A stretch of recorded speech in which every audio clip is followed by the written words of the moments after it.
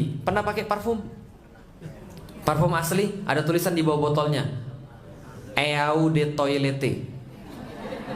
Oh, nggak pernah berarti kere ini pasti kita nih. Yang nggak kere yang saya tanya ya.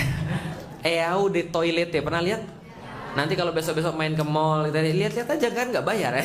Sombong banget sih Ustadz ini. Eau de Toilette artinya adalah eau de toilet bacanya. Eau atau eau de itu artinya air, toilet ya toilet. Kenapa namanya air toilet? Karena di zaman dulu di Perancis itu mereka nggak peduli tentang sanitasi. Jadi kalau mereka mohon maaf lagi pergi buang air besar, di rumahnya itu disediakan satu kotak, lalu kemudian dikasih kemudian semacam kayak bak kosong, di atasnya dikasih papan, dilobangin. Kadang-kadang lubangnya satu, lubangnya dua, biar bisa bareng-bareng. Wow, ibu sekalian. Nah, jadi kadang-kadang gitu. Nah, setelah itu kemudian mereka buang di situ, mereka biarkan, dan kadang-kadang mereka buang di tengah jalan. Ini serius, Anda boleh baca, ini serius. Ini namanya the dark age bagi mereka. Di saat itu, di Istanbul sudah ada 50 hammam, tempat permandian umum. Di saat itu di Istanbul sudah ada yang namanya Fatih Külliyesi, yang menampung setiap orang-orang yang jalan dari luar kota menuju ke kota itu, ditampung semuanya di Taphane, sebuah rumah yang 3 hari menjamu tamu-tamu dari manapun, gak ditanya agamanya, gak ditanya apanya, dikasih roti sehari 1 roti.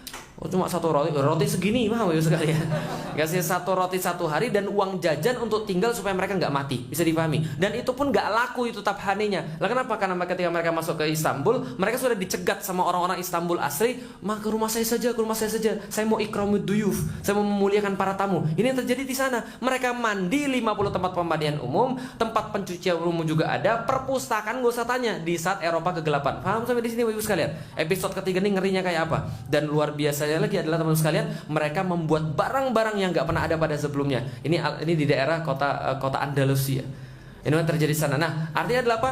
Islam menampakkan keagungan yang luar biasa. Pada satu titik di dunia, orang pernah mengenal Islam itu sebagai puncak peradaban dunia.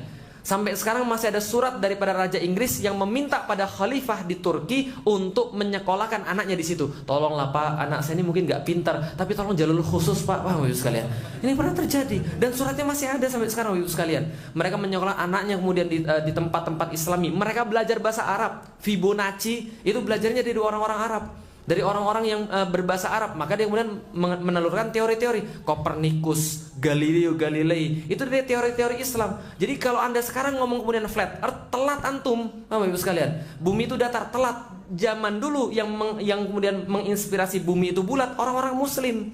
Kenapa? Karena mereka mengamati sudah sampai luar angkasa. Jangankan bumi, luar angkasa jadi amati, bisa difahami Ibu sekalian. Jelas sampai di sini? Oke. Tapi kalau misalnya masih meyakini flat earth, boleh nggak Ustaz? Ya boleh, cuma lucu aja, paham Ibu sekalian.